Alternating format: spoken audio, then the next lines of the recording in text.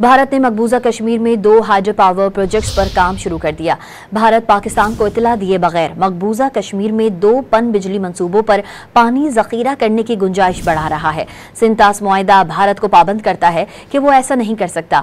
भारत ने दरियाए चनाब पर बने बगलेहार डैम के बाद सलाल डैम के दरवाजे भी बंद कर दिए। दरियाए चनाब में पानी का बहाव 27,300 क्यूसेक रिकॉर्ड किया गया है। हेड मरला से पानी का खराज शुरू कर दिया गया। भारत ने मकबूजा कश्मीर में 2 हाइड्रो पावर प्रोजेक्ट्स पर काम शुरू कर दिया। भारत पाकिस्तान को इतला दिए बगैर मकबूजा कश्मीर में 2 पन बिजली मंसूबों पर पानी जखीरा करने की गुंजाइश बढ़ा रहा है।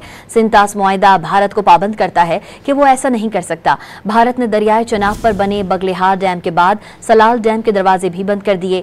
दरियाए चनाब में पानी का बहाव 27,300 क्यूसेक रिकॉर्ड किया गया है। हेड मरला से पानी का खराज शुरू कर दिया गया।